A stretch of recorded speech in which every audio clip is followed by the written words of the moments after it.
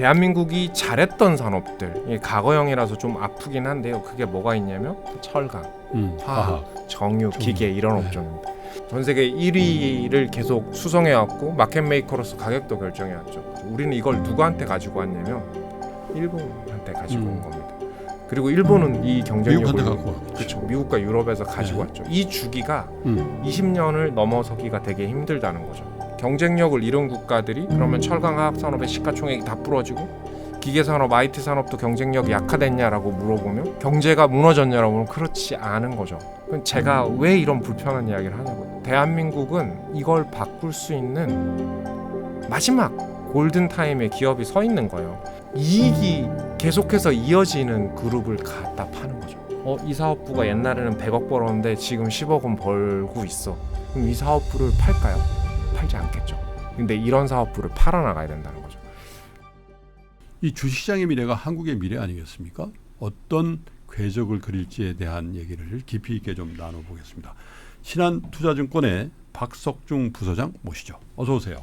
네, 안녕하십니까, 박석중입니다. 요즘 여의도 분위기가 훈훈합니다, 그죠? 그럼요. 네? 이럴 때가 되게 오랜만인 것 같아서 반갑습니다. 여러 가지 우려점도 있습니다만 어쨌든 굉장히 의미 있는 상승세를 시현하고 있는데 이 시장의 상승의 본질이 뭐라고 보세요? 가장 큰 그림은 정부의 정책의 전환인 것 같습니다. 예. 제가 얼마 전에 사실 방송을 했었는데 네.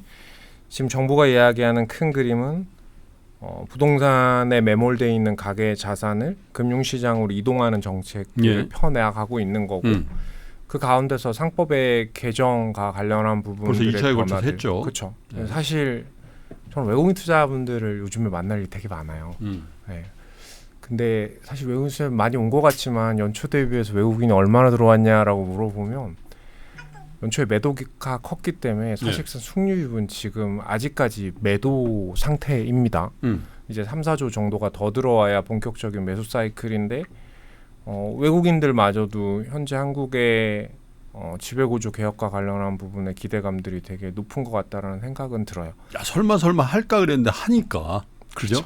맞아요. 특히 한국은 일본과 미국의 사례를 놓고 비교하시는 투자분들이 많은데 사실 그렇기가 어렵습니다. 왜냐하면 한국은 소유와 경영이 분리되지 못해 있는 태생적인 특성이 있기 때문에 지금의 상법의 개정의 속도는 사실상 시장의 예상이나 저는 사실 기업을 만날 기회도 많잖아요. 기업이 생각했던 것보다 훨씬 더 급진적인 그림이긴 하는데요. 예.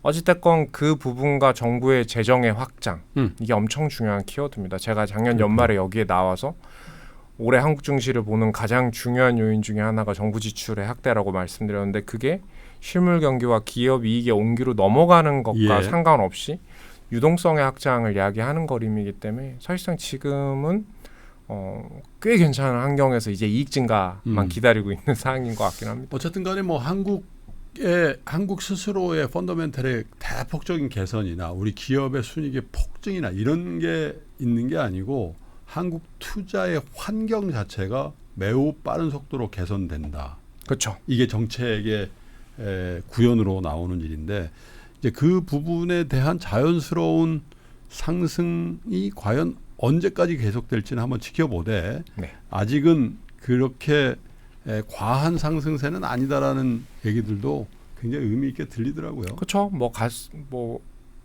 기업의 가치를 근간으로 지수의 레벨대로 접근하면 신고가니까 기술적인 부담이 큰데 우리 정부가 목표로 하고 있는 밸류에이션이 있죠. 그게 이제 장부 가치 대비한 그림인데 그게 이제 신흥국과 일본의 중간 단계 정도겠죠. 일본이 1.5에서 뭐 한 1.5에서 2.0 사이 정도? 일본이 지금 조금 오르긴 했는데 1.5배 정도일 거고요. 신흥국이 1.6배, 7배 왔다 갔다 하는데 그 사이가 1.6배죠. 1.6배. 네, 그러면 지금 장부 가치를 딱 곱하면 코스피 5천입니다. 네, 거기에 대한 이야기들로 본다면 그렇죠. 근데 이제 이익 증가 없이 그렇게만 가면 한국의 밸류에이션이 역사적인 하이는 아니지만 상당히 부담스러운 구간에 놓여 있기 때문에 이제 지금의 주가의 상승은 주가는 이익과 밸류에이션의 고비지 않습니까? 100억을 버는 회사가 10배의 PR을 적용받으면 1000억의 시가총액인데 지금은 이익과 관련한 부분에 기대감이 없는 건 아니나 현재의 상승의 랠리는 밸류에이션이죠. 밸류에이션인 거죠. 네. 좋은 얘기만 할 수는 없고요. 우리 경제, 우리 기업들이 지금 맞닥뜨리고 있는 매우 좋지 않은 환경을 한번 짚어보자고요. 이 제도라든지 이런 환경의 개선으로 인한 것만큼 이런 부분이 어느 정도 상쇄되는가 이걸 또 우리가 염두 판단해봐야 될 것 그렇죠. 같아서 그 얘기 좀 해볼까요? 사실 제가 매년 한국의 미래라는 보고서를 시리즈로 발간하고 이번에 처음으로 이제 책자로 만들면서 이건 제가 제가 강력하게 좀 권한 책입니다. 사실은 네. 이 보고서를 그냥 이렇게 보고서로 하지 말고 이걸 한번 책으로 한번 해보자고 제가 권유를 해서 나온 책인데 네. 꼭 한번 읽어보시길 권해드립니다. 거기 관련한 부분에서 제가 이번에 책에 썼던 건 경제의 주체는 세 개입니다. 가계, 기업, 정부이죠. 네. 근데 이제 제가 각자의 주체의 관점에서의 어떤 현상을 설명한 게 아니라 지금의 현상에서 어떤 전략을 가져가야 되는지를 주제 넘게 제언을 했는데요. 예. 왜 그렇게 나눠서 제언을 했냐면 가계는 기업의 입장에서의 이야기를 알아야 되고 정부는 기업과 가계의 입장에서 이야기를 그렇죠. 공부해야 되는데 네. 제가 오늘은 그 이야기 전부를 하기보다는 기업에 대한 이야기를 드리고 싶습니다. 왜냐하면 지금 트럼프와 관련한 무역의 협상 이후에 3,500억 불이라는 말도 안 되는 이 투자 형식에 대한 이야기들 그리고 직접적으로 투자를 늘리고 있는 우리나라 기업들이 수갑뿐만 아니라 발목에도 체인이 차여져서 걸어가는 모습들이 사실 엄청 큰 반감이 생기는 것들이고 불편한 마음이 커져가는데 이 안에서 우리가 이 난간을 어떻게 헤쳐나가야 되냐라는 것들인데 저는 한국 정부의 패가 그렇게 많지 않아요. 그리고 제가 생각하는 가장 큰 위험은 미국이 관세를 때리는 절대 레벨보다 훨씬 더 중요한 게 우리랑 경쟁 관계에 있는 국가들과의 상대적인 관세율의 차이인데 제 관점에서 현재 가장 큰 위험은 트럼프의 강압적인 정책 기조는 결국은 어느 정도 조율의 관점의 협상을 진행할 수 있는데 일본이 생각보다 너무 빠르게 미국과 협상하고 그게 한국에게 위험이 되는 것들이 우려 섞인 상황인데 여기에서 정확한 해법을 이야기하는 게 아니라 이걸 해결할 수 있는 유일한 방법도 기업의 경쟁력입니다. 저는 미국의 정책은 분명해 보입니다. 자신들이 구축한 중국 중심의 공급망을 파괴하는 전략이죠. 그 안에서 자신이 구축했던 지난 20-30년의 국제경제 질서에서 미국이 최대의 피해자라는 프레임을 각인시키고 거기에 대한 보상으로 나머지 국가들에게 투자나 관세를 강요하고 있는 그림인데 이 관점에서 우리가 미국에서 얻을 수 있는 건 한 가지죠. 미국의 주된 목적은 중국 중심의 공급망을 파괴하고 자국 중심의 공급망을 구축하는 전략인데 거기서 중국의 압도적인 점유율이나 기술력이나 시장주의를 가지고 있는 산업을 미국에 구축하려면 한국, 일본, 대만의 역할론 중에서 대한민국의 역할론이 가장 중요합니다. 우리는 거기서 협상의 딜을 잡아야 돼, 그 기회를 잡아야 되고 한국 기업은 경쟁력을 가져가야 되니 저는 대한민국의 미래와 한국의 미래와 관련한 부분에서 그래도 희망의 불꽃을 찾자면 저는 기업에 있다라고 판단을 하고 있는데 그러면 오늘은 우리 기업들이 어떤 위기에 처해 있고 기업이 왜 중요한지에 대한 이야기를 드리도록 하겠습니다. 그림 한 번만 보고 이야기를 하면 근데 저는 우리나라 대한민국의 가장 구조적인 불균형의 시작은 잠재 성장률이 이렇게 하락하는 원인은 선순환 구도의 경제의 파열입니다. 이 차트를 보시면 네. 제가 GDP의 구성 요소인 기업의 수출과 한국의 투자와 가계의 소비를 추세로 그려놓은 건데요. 우리는 2012년도까지 회색선인 기업의 수출이 늘어나면 노란색인 투자가 늘어나고 이 투자는 고용을 창출하고 가계의 소득이 늘어나는 선순환 경제로 넘어갔었습니다. 근데 이제 이게 부러지기 시작한 건 2012년 이후에 기업의 수출이 급증하는데 그게 국내 경제로 환류되지 않은 거죠. 네. 노란색인 기업의 투자는 부진했었고 그로 인한 고용도 불편했었던 거죠. 왜냐하면 이유는 한 가지예요. 우리나라 기업들이 외형 성장의 추가적인 그림을 현지화로 시작을 했던 거죠. 지금 그 추세가 굉장히 강해지고 있죠. 미국 그럼요. 중심으로 해서. 맞습니다. 그래서 처음엔 중국으로 갔다가 그 다음에 아세안, 인도, 이제 베트남을 네. 거쳐서 네. 멕시코, 이제 미국으로 향하고 있는 그림이죠. 근데 이제 문제는 뭐냐면 그렇게 되면 기업의 수출은 늘어나는데 투자는 부진하고 소비는 안 좋은 거죠. 근데 기업의 수출이 계속 좋으면 되는데 기업의 수출은 3년 그리고 10년의 단계로 순환적인 하락 사이클과 외부의 큰 충격을 받게 되죠. 그럼 정부가 할 수 있는 건 뭐죠? 정부가 할 수 있는 건 또다시 금리를 내리고 가계의 부채를 자극해서 네. 수요를 자극하는 그림인데 이 유동성의 그림이 다 어디로 넘어가죠? 가계로. 그렇죠. 부채가 결국은 부동산이라는 양극화의 심화로 가는 거죠. 근데 이제 제가 말씀드리는 건 이런 구조적인 불균형의 임계치에 극에 달했다라고 표현하는 건 이제 기업의 수출마저도 좋아지기 힘든 과정이죠. 미국이 소비의 단계에서 생산 경제로 넘어서고 중국이 생산해서 자국이 소비하는 경제로 넘어가기 시작하면서 미국과 중국이 좋아져도 한국의 수출의 낙수 효과가 제한적일 수밖에 없는 상황이고 그리고 우리나라는 더더욱 현금을 가지고 있는 기업이나 경쟁력 가지고 있는 기업이 어디로 투자해야 되죠? 미국으로 투자를 그렇죠. 해야 되는 거죠. 현대차의 미국 공장에서 나오는 판매량이 대한민국의 수출인가요? 그렇지 않아요. 삼성전자가 미국에서 공장에서 만들어놓은 수익이 우리나라로 100% 한류된다라고 안 생각하시는데 되죠. 아닙니다. 거기서 또 투자해야 될 거예요. 맞습니다. 계속. 네, 그래서 여러분들이 알고 있는 재무제표에 삼성전자에 저 많은 현금들은 삼성전자가 쓸 수 있는 레벨이 그렇게 많지는 않아요. 그런데 더 큰 문제는 부채라고 하죠. 부채를 통해서 성장할 수 있는 가계의 부채의 성장에 목에 차 있는 거고 그 이 목에 차 있는 부채가 달리는 자전거거든요. 멈추면 쓰러지는 건데 부채를 양적으로 늘릴 수 있는 공간도 없을 뿐만 아니라 높아진 금리의 레벨대와 관련한 부분의 우려들이 한국에 처해 있는 거죠. 예. 그럼 우리는 이걸 어떻게 해결해야 되냐라는 그림인데 제가 첫 번째 이야기 하나를 드리면 오늘 제 이야기에 정말 간절한 소망이 있다면 정치적인 이야기로 안 들어주셨으면 좋겠습니다. 저도 가끔씩 유튜브 나가서 다양한 댓글을 존중하지만 정치적인 이념으로 제 의견들이 바뀌는 건 사실 되게 속상합니다. 왜냐하면 제가 그러면 다음부터 이야기가 망설여지게 되니까요.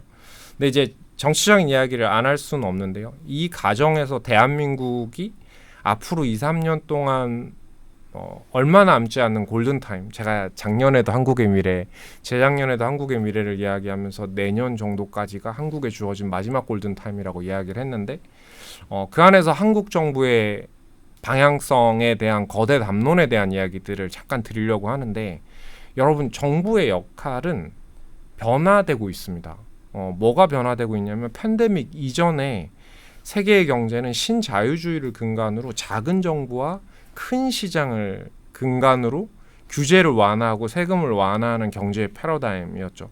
그 안에서 경제 정책을 작동시켰던 건 재정이 아니라 통화 만능주의라고 이야기하는 유동성과 통화 정책의 힘입니다. 근데 팬데믹을 겪고 전후에 어떤 일들이 벌어지기 시작하냐면 빅브라더라고 이야기를 하는데 큰 정부의 영향력인 거죠.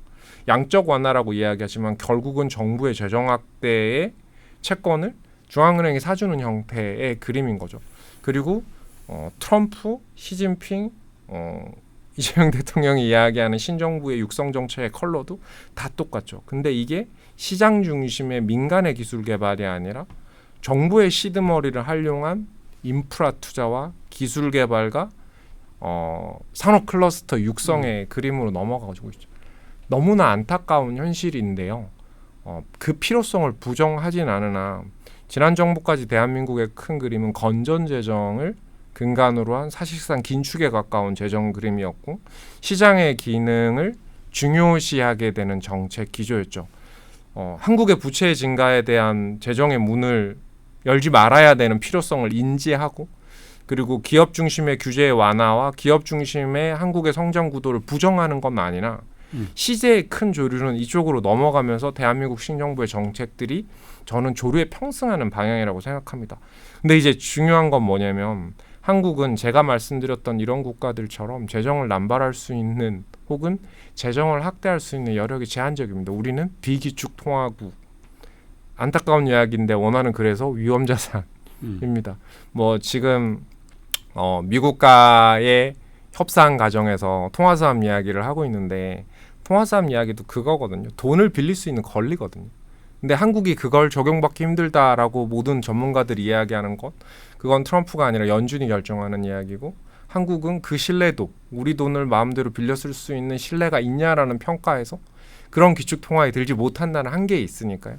우리는 얼마 남지 않은 재정을 활용하는 이 구간에서 이 구조개혁을 진행해야 되는데 어렵네요. 대한민국의 그 키워드는 정부의 정책 방향에서 자금이 확대되는 구간 내에서 기업의 역할일 거라고 저는 생각을 하고 있는 거죠. 그래서 오늘은 그 기업 이야기를, 기업이 지금 어떤 상황을 겪고 예. 있고 이 상황을 저는 내년도를 되게 기대하고 있는데, 지금 정부의 재정이 다 이전 지출의 관점에서 거의 60%가 지출이 되고 있어요. 추경은. 이전 지출이라는 건 정부의 돈을 이렇게 넘겨주는 거죠. 가계로. 그렇죠. 그러면 거기서 지출을 하는 건데 1조 원이 넘어가면요. 1개년도에 0.3천억 정도가 움직이는 거라고 생각해요. 이전 지출이 정부 지출의 승수라고 하는데 가장 낮은 낮군요. 분야예요. 네. 그래서 우리나라 성장률이 지금 정부가 저렇게 돈을 풀고 소비도 조금 돌아서는 것 같고 수출도 나쁘지 않은 것 같은데, 여러분 아시겠지만 대한민국 성장률 추정치가 안 올라오고 있어요. 중국도 저렇게 올라가고 있고 미국도 올라가고 있는데, 그게 뭐냐면 재정 지출의 방향이 올해는 민생이 최우선 과제라고 생각하는 정부의 정책 방향성 때문에. 그럼 내년은 뭐죠? 내년에는 처음에 50조 원으로 시작한 AI 정책이 지금 100조가 되고 지금 150조 이야기가 나오고 모험 자본이나 민영 이야기가 많이 나오는데, 본격적인 산업 육성 정책이나 이게 기업의 이익으로 넘어갈 수 있는 관점에 대한 그림은 올해가 아니라 내년인데, 이 정책의 말은 되게 부드럽고 기대감을 갖게 하지만 사실상 우리나라 기업들의 현실을 바라보면 지금 엄청 위험한 구간 내에서 의사결정을 해나가고 있는 구간이라서, 제가 오늘 이 방송을 듣는 투자분들에게 결론은 주식에 대한 이야기로 가겠지만 우리나라 기업들이 지금 어느 환경에 처해져 있고 거기에서 우리 기업들이 어떤 선택을 하고 있는지에 대한 이야기를 오늘 종합해서 좀 설명하도록 네. 하겠습니다. 자, 그러면 우리나라 기업이 지금 처해 있는 환경에 대한 이야기를 전해드리고 싶은데, 예. 정확한 현실, 불편하지만 이 현실을 직시하는 게 제일 중요한 일이에요. 그러면 우리나라가 어떻게 성장해왔고 지금 어떤 턴으로 넘어가고 있는지에 대한 그림이 되게 중요한데, 저는 대한민국의 제조업 르네상스에 대한 이야기를 우리가 인지해 볼 필요가 있다고 생각해요. 대한민국이 잘했던 산업들, 이게 과거형이라서 좀 아프긴 한데요. 그게 뭐가 있냐면 장치 산업입니다. 장치 산업이 뭐냐면 네. 대규모 자금이 들어가서 네. 규모의 경제와 기술의 우위를 가지고 성장하는 산업인데, 그럴싸한데 뭐가 있냐면 철강, 화학, 정유, 기계 이런 업종입니다. 이 산업의 전방 산업은 뭐냐면, 이 산업을 쓰는 산업이 또 그 다음이 뭐가 있냐면 조선, 뭐 자동차, 네. IT 이런 산업들이죠. 그래서 이 두 가지가 국제적인 경쟁 우위에 서서 그 나라가 제조업 중심의 성장을 할 때 그 나라가 제조업 르네상스입니다. 대한민국 이걸 전 세계 1위를 계속 수성해왔고 마켓 메이커로서 가격도 결정해왔죠. 근데 이제 문제는 뭐냐면 이 산업의 경쟁력 위축을 이야기하는데 너무나 자연스러운 이야기라는 거죠. 우리는 이걸 누구한테 가지고 왔냐면 일본한테 가지고 온 겁니다. 그리고 일본은 이 경쟁력을 미국한테 갖고 와. 그렇죠. 미국과 유럽에서 가지고 왔죠. 이 주기가 20년을 넘어서기가 되게 힘들다는 거죠. 그러면 우리는 이 사이클을 누구한테 넘겨주고 있냐라고 이야기하면 중국한테 넘겨주는 거죠. 그걸 피해갈 수는 없는 겁니다. 그리고 중국도 이미 상당 부분의 저부가가치 제조업을 인도나 베트남이나 멕시코로 넘겨주고 있는 상황인 겁니다. 이건 자연스러운 흐름인 거죠. 근데 이제 우리가 이 위험들을 한국의 어떤 무능함이나 정책 실패로 판단하면 안 된다는 거죠. 예. 근데 우리가 중요하게 봐야 되는 건 뭐냐면, 이들 나머지 국가들, 경쟁력을 잃은 국가들이 그러면 철강 화학 산업의 시가총액이 다 부러지고 기계 산업, IT 산업도 경쟁력이 약화됐냐라고 물어보면, 경제가 무너졌냐라고 하면 그렇지 않은 거죠. 근데 우리가 이들 국가들을 벤치마크하기가 되게 어려워요. 왜냐? 미국, 유럽, 일본의 공통점이 뭔지 아십니까? 기축통화국이에요. 우리나라보다 발권력의 그림이 다르고, 그리고 재정의 확대와 내수의 확대를 통해서 경제의 전환이 가능한 국가들이죠. 그래서 한국은 이들 국가를 벤치마크하기 힘들고, 일본의 경쟁력을 가져온 건 한국이지만 한국의 경쟁력을 앗아가고 있는 건 또 중국이기 때문에 또 다른 이야기가 되는 것들이죠. 그러면 우리가 이들 기업들의 방향성을 보면 딱 두 가지가 있었다는 겁니다. 첫 번째는 이들 기업들은 원유나 원자재의 우위도 점화할 수 있었기 때문에 밸류체인을 수직 계열화하거나 혹은 뭐였냐면 고도화의 전략이었습니다. 그럼 대한민국은 지금 구조 개혁을 통해서 정부의 구조 개혁이죠. 기업의 사업 구도 재편을 성공한 기업들 중심으로 넘어갈 수밖에 없을 거라는 것들이죠. 그래서 제가 그 부분의 이야기를 이 차트를 가지고 제가 작년에 말씀을 드렸죠. 이 방송을 처음 들으시는 분들도 있기 때문에 지금 그렇죠. 우리나라 기업들을 10대 그룹사 중심으로 제가 간단하게 설명드리겠습니다. 우리나라 10대 그룹사의 시가총액을 5년 단위로 그려놓은 겁니다. 작년까지. 올해 이제 좀 늘어나서 되게 즐거운 일이 됐는데 여러분들이 주목해서 보셔야 되는 것 우리나라 그룹사들의 시가총액이 대부분 2020년을 기점으로 보이세요? 이게 정말 퀀텀 점프를 했습니다. 그리고 두 번째로 2024년 작년에 들어서 시가총액의 차이가 나타나고 있는 거예요. 작년에 대한민국에서 시가총액이 올해는 대부분 늘었습니다. 시가총액이 는 기업들이 10대 그룹사 중에서 3개 그룹사밖에 없어요. 한화 있고 한화, 현대, SK그룹, 그리고 뭡니까? HD현대, 현대중공업이죠. 이 세 그룹사들이 하이닉스덕을 좀 바뀌었고 그렇겠죠. 그러면 이 세 그룹사들의 시가총액이 느는 그림이 일시적인 게 아니라 올해도 계속되고 있는 거죠. 그럼 그 구조적인 배경이 뭔 건지 그리고 위험에 처해 있는 그룹사들도 분명히 보이고 체질 개선을 시도하는 경영을 하는 그룹사들도 보이는데 투자분들이 뭘 봐야 되는지에 대한 이야기죠. 이 이야기의 결론부터 드리면 제가 저번 방송에 똑같이 말씀드렸는데 코스피 5천은 산술적으로 어려운 이야기가 아니다. 근데 코스피 5천이라는 수가 산에 대한 그림에 베팅을 하기보다는 네. 그 코스피 5천으로 가는 과정 내에서 나무를 어떻게 고르는지가 훨씬 더 중요한 그림이 될 건데 과거와 다르게 이 구조전환에 성공하는 그룹사들은 주식을 보유하는 주주의 가치가 전 되게 높아질 거라고 보는 거죠. 네. 예를 들어서 우리나라 은행 그룹사들 중에서 가장 시가총액이 빠르게 늘어나고 장기 보유 자금들이 많은 기업이 어디죠? 메리츠인 거죠. 메리츠죠. 결국은 주주환원과 관련한 부분이나 경영과 소유의 전략들이나 구조개혁을 가져가는 그룹사들은 마켓과 상관없이 보유의 가치들이 훨씬 더 높아질 수 있는 관점이기 때문에 투자자 입장에서 이걸 바라보셔야 되는데 자 그러면 우리나라 그룹사들이 처해 있는 환경이 뭔지라고 보면 아까 했던 이야기들 하나하나 짚어보겠습니다. 2020년에 우리나라가 왜 시가총액이 이렇게 훌쩍 레벨업 할 수 있었던 배경은 뭐냐면 이 차트를 보면 궁금증을 느끼셔야 돼요. 야, 이 차트는 왜 파란색과 회색으로 나눠져 있지? 회색이 뭐냐면 선대 회장님이 남겨주신 장치산업 네. 포트폴리오입니다. 네. 그럼 파란색은 뭐지? 새로운 재벌 총수가 정확한 표현이죠. 경영자가 이야기하는 뉴 이코노미입니다. 뭐가 있죠? 파운드리도 있고 HBM도 여기에 들어갈 거고 신재생 에너지, 2차 전지, 바이오, 헬스케어 이런 산업들이겠죠. 근데 우리가 현실을 잊어버리면 안 돼요. 팬데믹 이전까지 2018년, 19년 이때까지 이 국영제 산업들이 적자로 전환되기 시작했습니다. 중국이 공급 과잉이 심화됐고 네. 중국 경기도 안 좋았던 거죠. 그러니까 여기서 이익이 적자로 넘어가기 시작하는 네. 상황에서 2차전지 산업이 최근에 좀 돌아서서 저도 마음이 되게 좋은데 우리나라 2차전지 산업 2019년까지 다 적자였습니다. 파운드리는요. 지금도 그렇지만 그때도 적자였고요. 헬스케어 산업 흑자 보는 산업들 거의 없었습니다.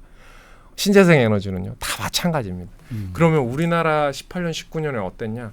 국영제의 메인 비즈니스가 흔들리는 상황에서 신경제로 넘어가는 현금 흐름에 문제가 생기는 그림이었죠. 근데 팬데믹 때 어떤 일이 벌어졌냐? 공급 부족 현상이. 그렇죠. 근데 갑자기 서비스 소비는 줄고 재화 수요는 급등을 하니 팬데믹 때 자식분들에게 노트북, PC 안 사줘본, 태블릿 안 사줘본 사람이 어디 있겠습니까? 이때 핸드폰, IT, 노트북이 반도체가 없어서 못 파는 그 사이클이었잖아요. 그래서 국영제 현금 흐름이 급격히 늘어났어요. 근데 2차전지는요, 파운드리는요, 헬스케어 산업은요 대박이 난 거죠. 그러니까 주가는 제가 아까 말씀드렸죠. 이익과 밸류에이션의 곱인데 국영제 현금 흐름이 개선되는데 주가의 할증이 진행될 수 있었던 시기죠. 제가 근데 이야기를 왜 드리는 줄 알아요? 대한민국의 가장 큰 경영 실패는 여태 만들어진 겁니다. 이때 우리가 해야 되는 건 뭐냐면 아까 제가 제조업의 20년 주기를 말씀드렸는데 국영제 산업을 보다 좋은 가격에 매각하고 고부가 가치로 전환하고 그리고 신경제 중심에서 현금 흐름을 완성할 수 있었던 사이클인 거죠. 대한민국 기업들이 뭘 했냐고요. 근데 아픈 과거니까 슬프게 이야기를 하면요. 이때 우리가 중국보다 석유화학 산업, 에틸렌 분야에 투자를 더 많이 한 거 아세요? 그리고 외형을 넓혔고 신경제 산업이 계속 성장할 거라는 확신을 들면서 미래에 대한 그림을 보지 않았던 거죠. 그래서 이렇게 변화된 겁니다. 그룹사들 다 똑같아요. 영업이익이 증가하니까 큰 부채를 써서 뭘 했죠? 투자를 늘렸죠. 네. 근데 영업이익은 다시 레벨 다운 된 거죠. 근데 2022년에 물가가 40년 내 제일 높게 금리는 30년 내 제일 빠르게 올라온 거죠. 남은 건 뭐죠? 이자 비용과 관련한 부분인 거죠. 그러면 우리나라 기업들에게 우리가 던져야 될 메시지는 분명합니다. 구조 재편이겠죠. 그럼 뭐냐? 안 되는 산업을 구조 조정하고 되는 산업 중심으로 사업 포트폴리오를 바꾸는 거잖아요. 이게 간단하지만 엄청 명확하고 힘 있는 메시지잖아요. 근데 이게 너무 어려워요. 왜 어렵냐면 누가 공장을 돌리면 돌릴수록 적자가 쌓이고 내년이 아니라 후내년 그 다음 해까지도 적자가 흑자로 전환되기 힘든 사업을 사하겠습니까? 그런 밥은 없습니다. 그렇죠. 그러다 보니 국영제를 쉽게 매각하기가 힘든 거죠. 신경제 산업과 관련한 부분에 투자를 해서 외형이 나오지만 이쪽으로 돈이 계속 들어가야 되는 그림인 거고, 그리고 2차전지 사업도 사실상 이제 저는 개인적으로 올해가 주가의 바닥이라고 보고 있고 내년이 업황의 진바닥이라고 생각을 하고 있는데 제 예상이 안 틀리길 바라야 되는데 네. 근데 이제 많은 투자 총액에 대비해서 지금 들어오는 캐시플로우는 아직까지도 불안한 형국인 거죠. 그렇다고 이 사업을 포기할 수도 없는 것들이고요. 그리고 이 사업의 성장은 결국은 중국과 분리된 미국에서 만들어져야 되는데 되게 힘든 거죠. 그럼 제가 왜 이런 불편한 이야기를 하냐고요. 아닙니다. 대한민국은 이걸 바꿀 수 있는 마지막 골든타임에 기업이 서 있는 거예요. 제가 아까 왜 작년에 나와서 SK그룹과 하나그룹과 HD현대그룹의 시가총액이 늘어나는 걸 의미 있게 봐야 되냐라고 이야기하면, 그래서 우리나라 그룹사들이 선제적으로 구조재편에 성공한 기업들은 계속해서 현금의 흐름이 개선될 텐데 지금의 상법 개정은 이 기업들을 보유하는 가치들을 되게 높여갈 가능성이 높다는 거죠. 그러면 이 구조조정이 어떻게 진행되고 있는지를 봐야 되는데 네. 그러면 사갈 기업이 없는데 기업을 어떻게 구조조정해? 그게 이겁니다. 에비타. 에비타가 뭐냐면 이렇게 생각합니다. 이익이 계속해서 이어지는 그룹을 갖다 파는 거죠. 그 이야기는 뭐냐면 기업 입장에서 이 사업부가 옛날에는 100억 벌었는데 지금 10억은 벌고 있어. 그럼 이 사업부를 팔까요? 팔지 않겠죠. 근데 이런 사업부를 팔아나가야 된다는 거죠. 그러니까 기업의 입장에선 잘할 수 있는 비즈니스, 잘해왔던 비즈니스를 포기하는 겁니다. 왜? 그래야 현금의 흐름을 신성장 산업으로 유지시킬 수 있으니까요. 근데 지금 SK그룹이 작년에 10대 M&A에서 아마 4-5개가 SK그룹이었을 판 거고. 거죠. 네. 올해도 그럴 텐데 계속 팔더라고요. SK그룹은 지금 하이닉스가 분기 40조 막 이렇게 갖다 주고 있잖아요. 현금 흐름이 살아있는 계열사가 있는 그룹사만이 포트폴리오를 압축시키고 재편시킬 수가 있는 겁니다. 하나가 지금 어떤 일을 하고 있냐면 조선과 방산에서 경험해보지 못한 현금 흐름이 나오고 있죠. 그래서 지금 적자 사업부인 태양광을 버리고 있나요? 그렇지 않아요. 미국의 가장 적적인 M&A에서 수직 계열화를 시키고 있는 거죠. 그래서 에너지, 모빌리티, 방산의 수직 계열화를 중심으로 기업의 현금 흐름을 개선시키고 있는 겁니다. LG는 조금 아쉬운 그림이긴 한데 핵심 헥시카우의 그룹사가 안 보이죠. 전자도 되게 힘든 상황이긴 그렇죠. 마찬가지. 하지만 우리가 LG를 잘 봐야 되는 건 이런 겁니다.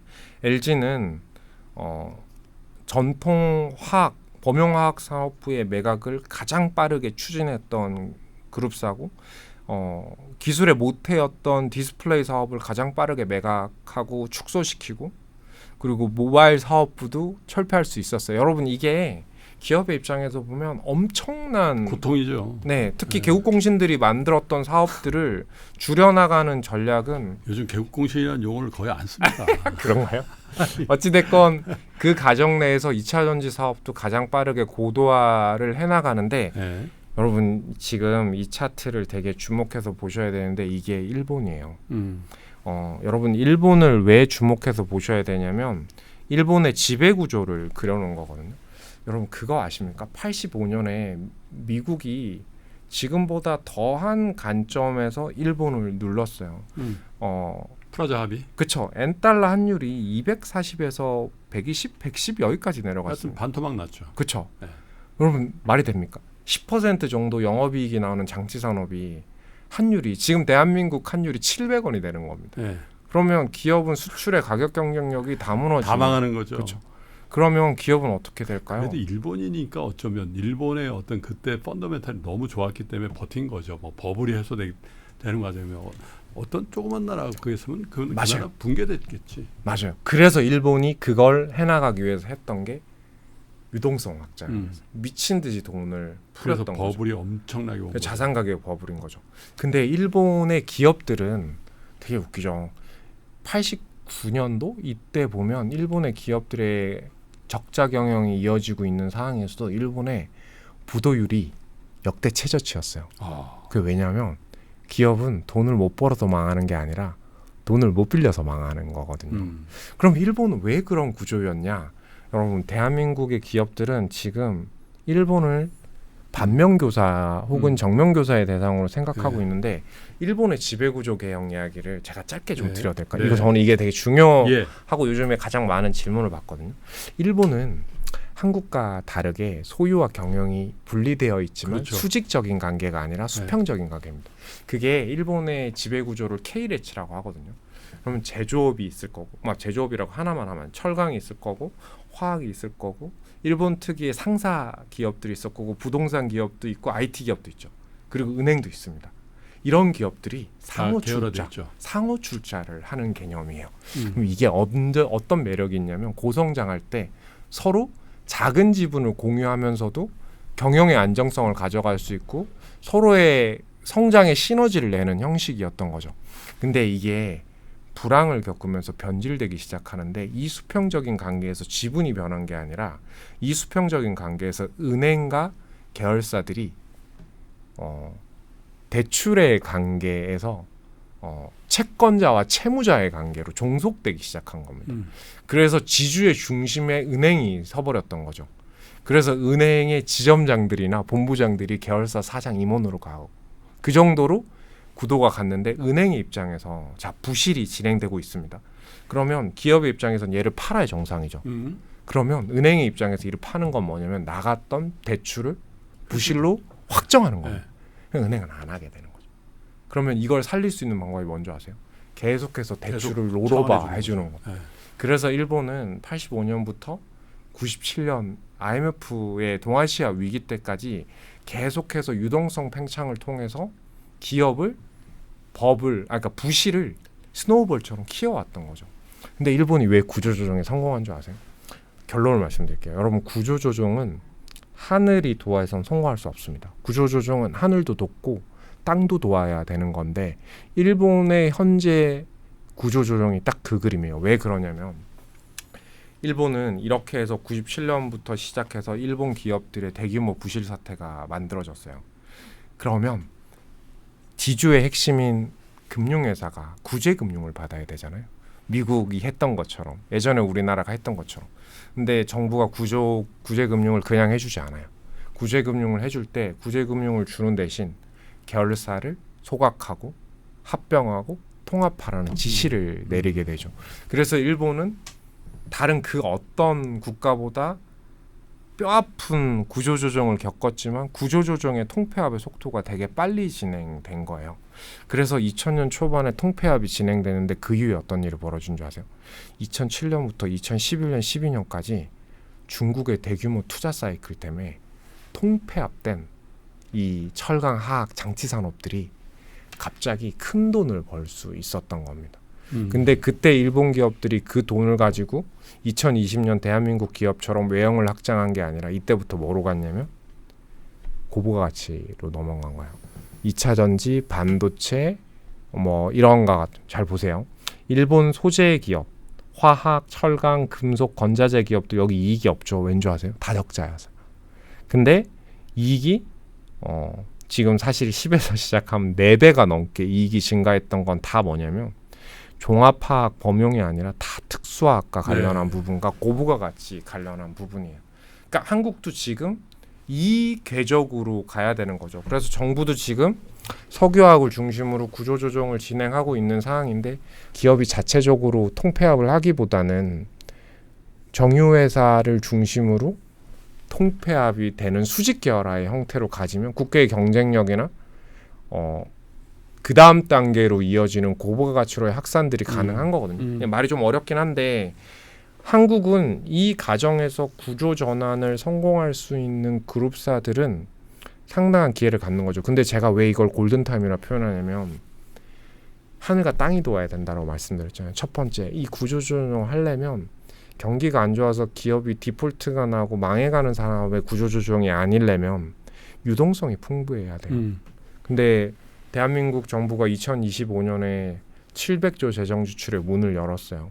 근데 우리나라 잠재 성장률의 높이가 1.92%잖아요. 그럼 올해 몇 퍼센트냐면 1% 정도 성장할 것 같아요. 그러면 잠재 성장률의 절반이면 사실상 성장률은 침체예요. 이 상황에서 재정 지출을 줄이면 어떻게 되는 줄 아십니까? 올해 추경이 그냥 물거품이 되는 겁니다. 내년도 예산안을 보고 전 솔직히 좀 더 나올 줄 알았는데 내년도는 이보다 더 큰 예산이 만들어져야 되고 사실 정부는 민간이나 모험 자본들이나 모태펀드들을 통해서 나머지 자금을 넣고 있는 거잖아요. 그러면 이 자금과 관련한 부분에서 민간과 정부의 재정 지출이 늘어나려면 한국판 특이한 양적 완화나 채권 소화의 관점이 있어야 되고 시장 유동성 풍부할 거라는 거죠. 그때가 기업이 내상을 가장 적게 열면서 자금을 조달해서 구조조정을 할 수 있는 적기라는 거고 두 번째가 중국의 구조조정입니다. 중국이 지금 석유화학, 철강, 2차전지, 태양광 산업을 구조조정하고 있거든요. 근데 가장 수혜가 되는 산업이 뭐냐면 여러분들 이게 지금 한국과 중국의 민낯일 수 있는데 이 회색 막대 그래프 보이시죠? 예. 이게 중국의 석유화학 산업, 우리나라 에틸렌과 똑같은 사업을 겪고 있는 애들의 영업이익률이라고 생각하시면 돼요. 적자가 아닙니다. 태양광은 적자고요. 2차전지 되게 재밌지 않으세요? 이거 되게 관심 깊게 보셔야 되는데 NCM 셀 가격이 뭐냐면 배터리 가격이 이렇게 하락하는데 CATL의 마진이 이렇게 올라가요. 시가총액은 더 올라가죠. 자, 이 이야기를 왜 드리냐면 중국이 구조조정하면 2차 전지나 태양광은 상당히 괜찮아질 수 있어요. 업황이.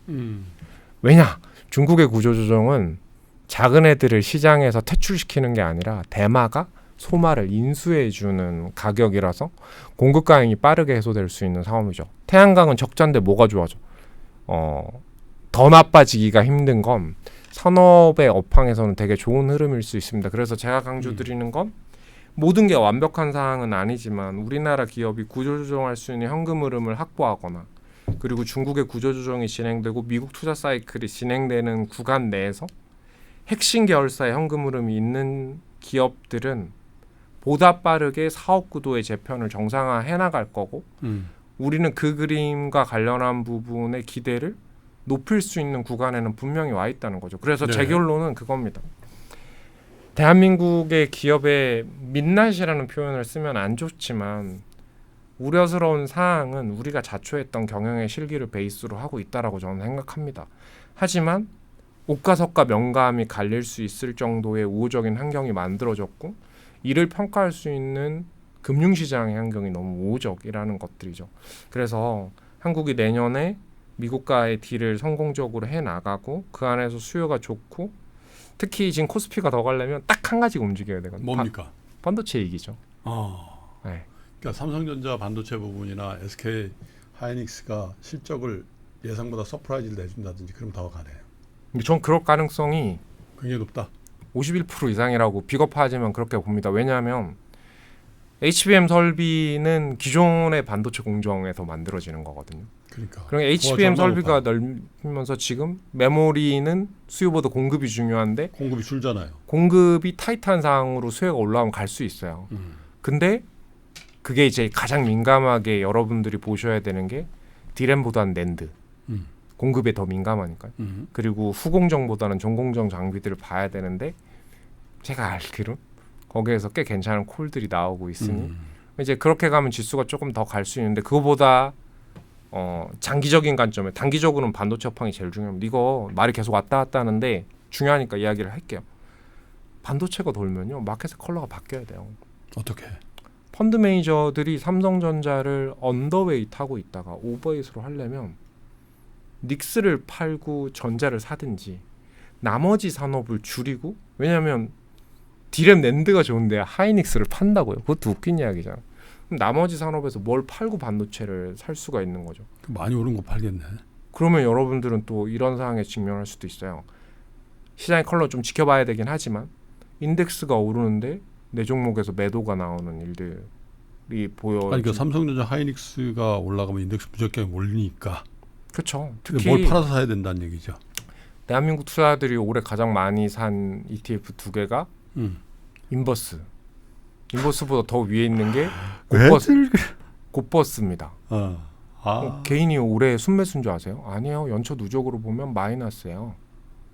큰일 났어. 국장 진흥순 그거. 근데 뭐 틀린 이야기도 아니고 뭐 맞는 이야기일 수도 있는데 제가 이야기하는 건 만약에 전자가 돌면 마켓의 컬러가 바뀔 거라는 거죠. 근데 현재 그럴 가능성이 조금 높아 보이고 거기에 방향성에서 시장이 확신을 못하니까 많은 분들이 닉스에다 베팅을 하고 있는 거예요. 네, 저는 그렇게 봅니다. 근데 이제 뭐 그러면 그런 거 이제 말이 샜으니까 이쪽으로 넘어가면 그러면 그 뒤에 올라갈 수 있는 이런 업종들의 변화들이 되게 매력적인 그림으로 갈 수 있겠죠. 그러면 뭐 이왕 시장 얘기가 나왔으니까 네. 지금 많이 오른 업종들 있잖아요. 반도체 말고 반도체는 사실 뭐 그 오른 거에 비하면 별로 오른 것도 없어요. 하이닉스 제외하면 그죠? 그런 녀석들이 시총 비중, 코스피의 시총 비중이 꽤 올라왔어요. 맞습니다. 그죠? 업종 비중이 그죠? 아마 그 업종의 시가총액의 애널리스트의 연봉이 비례한다는 얘기가 있던데 많이 올라온 것 같더라고요. 맞아요. 그죠? 그러면 진짜 반도체 위주의 시장이 된다면 그런 녀석들을 좀 정리해서 자연스럽게 이익 모멘텀이 있었고, 그죠?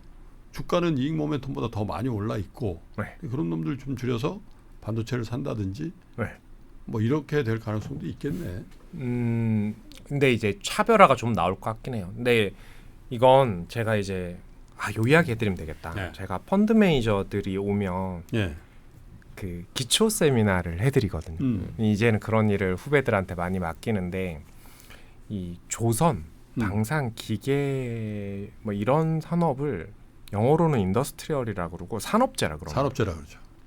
그럼 이 산업재를 제가 어떻게 처음에 가르치냐면 산업재가 뭐냐라고 물어보면 다들 이제 대답하기가 좀 힘들죠. 건설도 산업재에 들어갈 수 있거든요. 그럼 저는 이렇게 설명해요.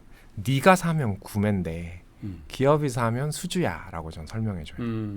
예를 들어서 제가 자동차를 사면 구매인 거고요. 제가 집을 사면 구매인데 기업이 아파트를 지으면 수주가 되는 거고 기업이 상용차 트럭을 사면 수주가 되는 거고 기업이 배를 사면 수주가 되는 거고 방산도 다 마찬가지 겁니다. 이 수주업의 특징은 매입과 다르다. 뭐가 달라요?라고 이야기하면 수주업의 특징은 수주가 들어왔을 때 수주는 찍히지만 수주 대금의 10% 정도밖에 현찰로 안 준다. 그렇죠. 그럼 90%를 부채로 끌고 가야 되는 산업이에요. 그래서 이 산업은 언제 주가가 가냐면 수주가 터질 때 가고 지속성은 이익이 따라오는 그림이 뒷부분에 나오니 이게 시장의 그림보다 빨라야 된다. 그러면 지금 산업재들은 수주가 터지고 이익이 개선되는 요 딱 초입에 있어요.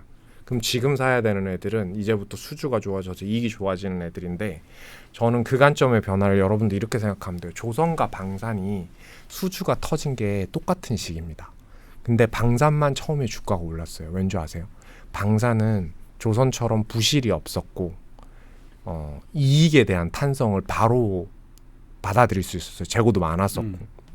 근데 지금 조선이 저렇게 강한 건 뭐냐면 이제 도크가 꽉 차 있어 수주를 더 못 받을 것 같은데 그리고 신조선가가 안 올라가는데 라고 이야기하지만 지금 조선의 이익이 시장의 컨센서스보다 되게 강하게 움직이고 있는 겁니다. 그러면 지금부터 조방원이 맞죠? 조방원에 저는 전력기기를 좀 더 해봐야 될 것 같은데 솔직히 말씀드리면 시장이 생각보다 좀 더 길 수 있다. 왜냐? 조선은 구조조정을 끝내고 올라왔던 첫 번째 사이클이기 때문에 이렇게 수주가 많은데도 노크라 그러죠. 공장 배를 지을 수 있는 공간을 늘리지 않았어요. 늘리지 않았고 저가 수주를 하지 않고 원가의 경쟁력을 확보하고 있는 상황이기 때문에 지금부터 나오는 수주는 예전 2009년 사이클은 조선이 2년 가다가 사실 하락했거든요. 근데 지금은 조선업의 이 차트를 보면 이익 성장률보다 EPS 성장률의 추정치가 계속 시장 전망치보다 높아지는 그림인데 쉽게 안 꺾일 것 같아요. 네. 방사는 약간 컨센서스랑 수렴하는 것 같고 원전은 숫자가 안 나오는 산업이기 때문에 만약에 모멘텀은 살아있지만 주가의 변동성은 되게 높아질 수 있죠. 그러니까 한마디에 쭉 빠지기도 하더라고 보니까. 맞아요. 그래서 저는 조선 방산 전력기기 원전의 순으로 우선순위를 가져가는 게 옳지 않을까. 네.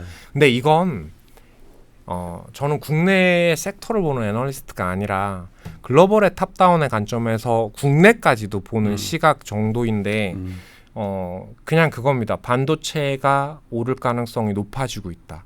그러면 지수를 보는 전략이랑 업종을 보는 전략의 차이가 나올 수 있다.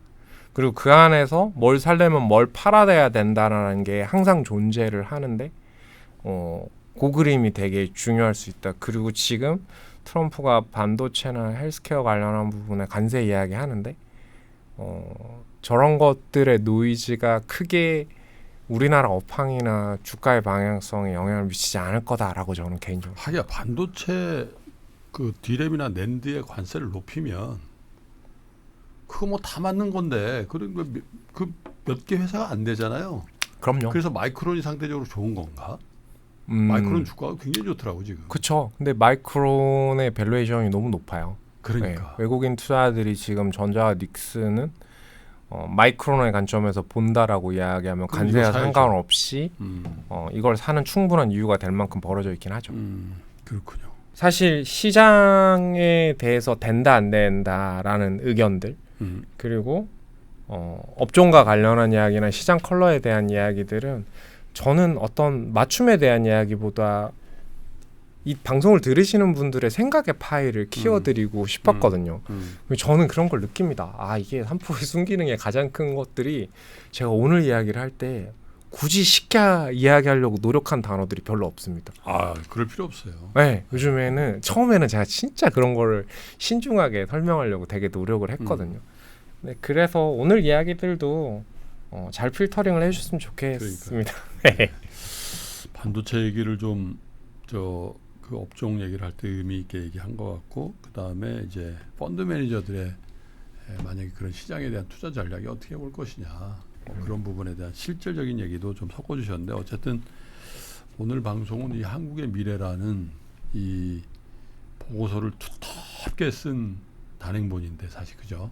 네, 근데 맞습니다. 이제 보고서에서는 느낄 수 없는 그런 친절함이 이 책에 있단 말이죠. 그래서 전반적으로 이 책을 보면은 아마도 자본시장의 관찰자의 입장에서 본 한국의 미래 그리고 그 미래에 대한 해법이 여기에 있으니까 저도 이 책을 한 20권 이상 사가지고 결정을 하는 분들에게 좀 보내드려야 되겠어요.